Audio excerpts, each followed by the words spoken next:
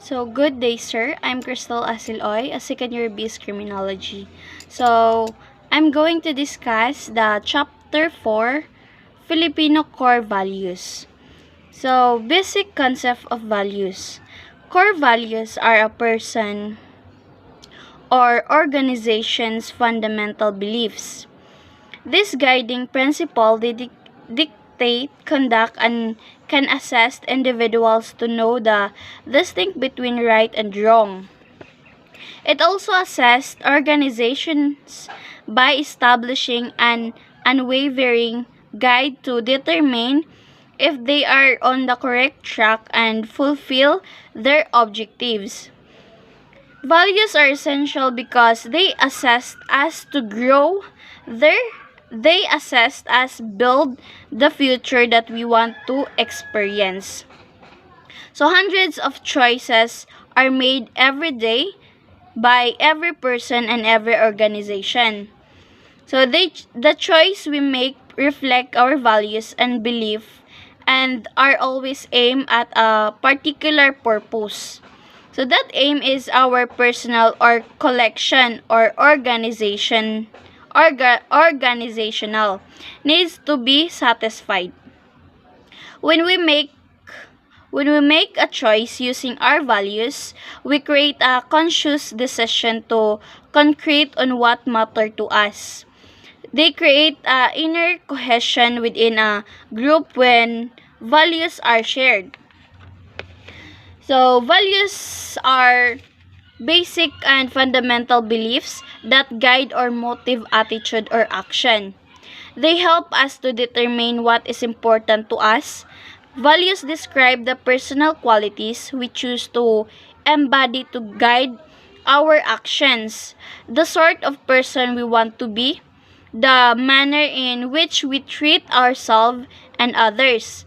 In our interaction with the world around us, they provide the general guidelines for conduct. So values in a narrow sense is that which is good, desirable, or worthwhile. So values are the motive behind purposeful action. They are the ends to which we act and come in any form.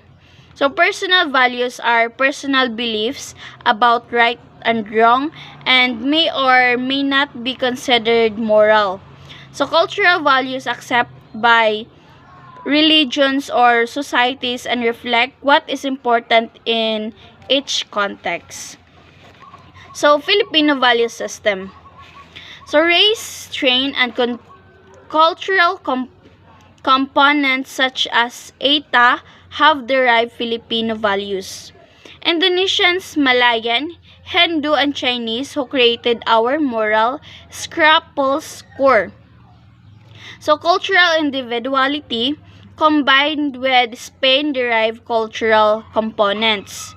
So the US and the contemporary planetary society, you can find Filipinos in almost every part of the globe. So we rejoice at the sight of other co-Filipinos when we're in a foreign nation as if there's something that connects us. Sometimes, if we don't know a person's nationality, but he or she looks like a Filipino, we often ask, Filipino ka ba? And we are happy when he or she answered yes. However, if someone fails to satisfy our expectation in the manner they answer question or in the manner they act, we say in frustration or kapwa Filipino pa naman. So Landa Jucano, and famous sociologist, says that there are no negative Filipino values, only the wrong use of values. Values slowly alter, but it depends on how powerful families are to preserve, promote, pass on our cultural values from one generation to the next. Here in the Philippines, values are really of importance and should be respected. As we grow older, our parents shape us different values.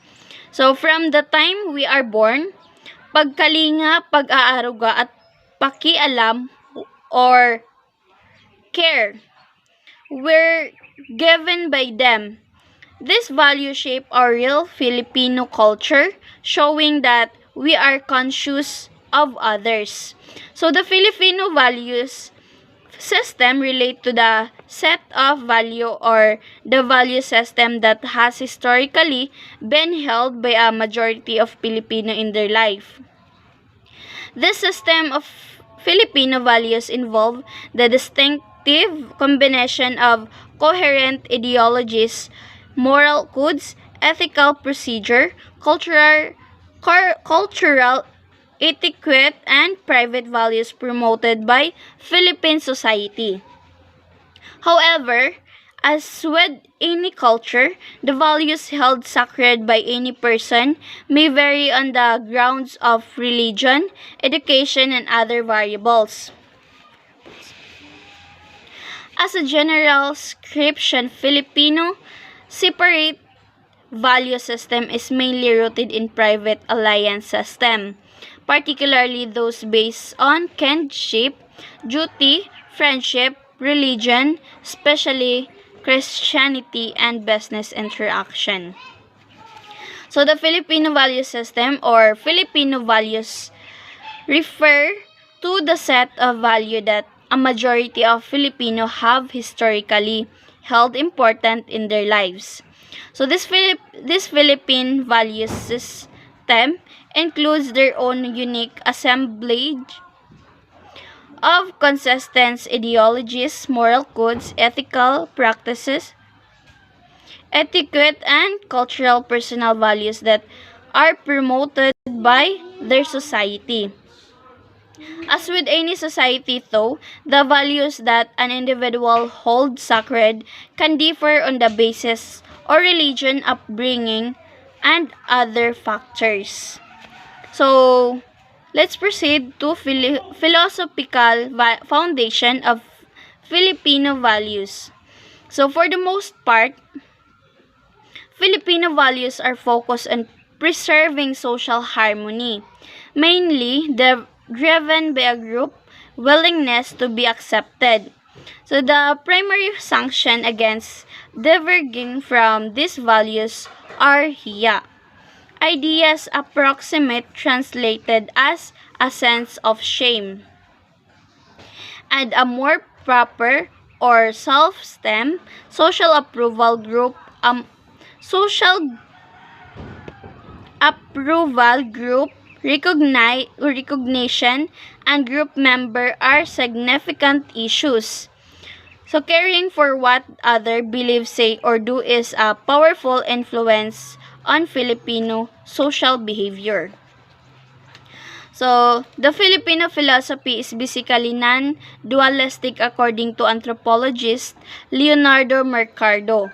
So, he concludes based on his linguistic analysis of Filipino value terms such as loob or Cebuano buot, that Filipino desire harmony not only in interpersonal relationship but also with nature and religion.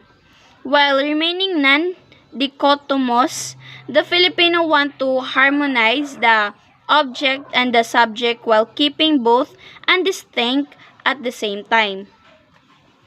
So, the Filipino model values are for the most part centered at maintaining social harmony, motive primary by the desire to be accepted within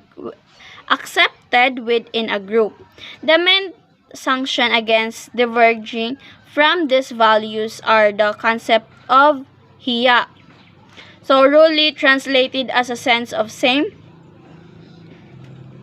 and a more proprio or self-esteem. Social approval, acceptance by a group, and belonging to a group are major concern. So caring about what other will think, say, or do are strong influence on social behavior among Filipinos. So, model of the Filipino So we have the two models of the Filipino values. We have the exogenous model or the foreign model, and the second is indigenous model or the traditional model. The exogenous is a legal and form model is defined as the international model. Filipinos from Western culture, particularly from the Spaniards and the Americans, inherited the foreign model. An example of foreign or exogenous impact is bureaucracy display in the Philippine government. And the second is described as a traditional and non-formal model or guide. The indigenous model is deeply integrated in the Filipino subconscious. So, the model is Londa Jocano identified two models of Filipino value system. The first is exogenous model and the second is indigenous. So, the exogenous model or the foreign model is the foreign model described to be a legal and formal model. The indigenous model is described as a traditional and non-formal model or guide but is deeply embedded in the subconscious of the Filipino. So, structures and elements of Filipino values. The Filipino value system is known to possess significant component based on research survey, observation, anecdotes, and other literatures developed by scholars and researchers in relationship to Filipino character or identity of a person or individual known as the Filipino. One may notice how hiya or ownership or dignity, pakikisama is companionship or STEM, and utang na loob is gratitude solidarity, are simply surface value, read, listen, and appreciate by many Filipinos. These three values are them branches of a single origin Filipino personality real core value or kapwa. So it implies totally referring to society or not doing stuff alone. Ibang tao or in English other people, and hindi ibang tao is not other people. So our two types of kapwa, the surface values spin of the core value through pakikiramdam, pivotal aspect or mutual internal perception or feeling for someone else. So other notable elements of motivation are optimism about the future, pessimism about current circumstance and activities, concern for other individual, the presence of friendship and friend lines, the habit of being hospitable, spiritual nature, respect for oneself and others, respect for female member of society, for fear of God, and abhorrence of cheating and other acts. The values of the Filipino especially uphold the following elements: family unit solidarity, security of the Philippine economy, orientation towards small group, personalism, the concept of loob or kalooban, meaning what inside the self, the inner self, or the actual personal feeling of the self.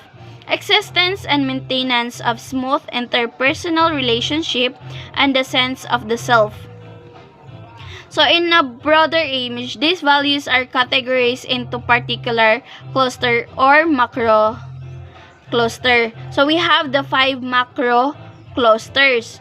We have the cluster or of relationship, social cluster, cluster of livelihood, cluster of inwardness, and cluster of optimism.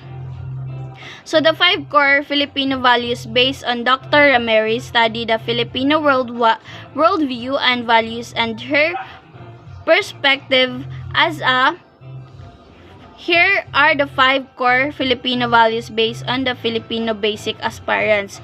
We have the mapagpasalamat, matatag, masigasig, mapagmalasakit, at magalang. So, mapagpasalamat. This is based on the aspiration of Filipino to pamumuhay or life and pananalig sa Diyos at kapwa, or in English, God and people, faith. So Filipino understand how life can be enjoyed. We have plenty of vacation, celebration, occasion, and meetings. Filipino are cheerful and sociable, of course. Even in depressing circumstance, we will smile on our face. That's because we're always looking at life bright side. So we always have a positive outlook because even in the smallest thing, we always find things to be grateful for. We will always say salamat sa Diyos or thanks God whenever excellent things occur because Filipino will attribute the blessing of life to the higher being. So from whatever religion, we also recognize other people's excellence, act toward us, and do our utmost to return the favor. So, let's proceed to matatag. Filipino being in a nation susceptible to natural disaster, have adjusted and learned to be powerful in moment of need and in difficult circumstance that life throw at us. So this power is derived from our love for our family and our belief in the greater being. This is based on Filipino kaayusan or order, aspiration. In reality, the popular praise of the Philippines is ayos na, or when we are able to overcome problem. We say ayos na. We Filipino are longing for kaayusan. And we will endure all and be powerful in the mindset of hardship and challenges until we overcome the barriers. The masigasig is we do everything we can to get it when Filipinos dream of something. We're doing it for our loved ones and relative. This is based on the kasaganahan or abundance, and ginhawa is relief. Aspiration of Filipinos, not for himself, but for his family. So, a Filipino aspires to abundance, masaganang bagong taon, or bountiful New Year, is the Filipino translation for Happy New Year. Because we match happiness and celebrate with abundance. So, mapagmalasakit. It is because of our family love extended to friends, neighbor, and other that naturally sympathetic Filipinos. So this compassion allow us to assist other without exchange asking for anything. This is based on the aspiration of Filipino to loob at damdamin, and on the aspiration of Filipino or kapwa in other, the loob at damdamin and kapwa other people, or loob is the set of the dignity of Philippines. So magalang, the use of po and opo and pagmamano or hand kissing are separate method of regards for Filipino people. We say these praises and use this gesture to demonstrate our respect and love to elderly. The Filipinos' respect is not just limited to the elderly but also to other people. Not just limited to the other people. Properties, emotion, and ideas. We are polite people. Our language is always respectful because it has no sex bias. So, let's proceed to the Philippine National Police core values. Being a noble profession, the police service demands from its member specialized understanding and abilities as well as great standard of the ethics and morality. So, the police service in the Philippines is express the acronym service, the acronym service standard for servanthood, excellence, responsibility with accountability, valuing people and respect for human rights, integrity, courage, and empowerment. So, servanthood, as police affirm, it's unconditional service and love for the nation and individuals. Police value a supportive and professional rule serve and protect its clientele and community with honesty, utmost devotion and commitment above private concern. So excellence. Police are committed in making things occur effectively and efficiently in all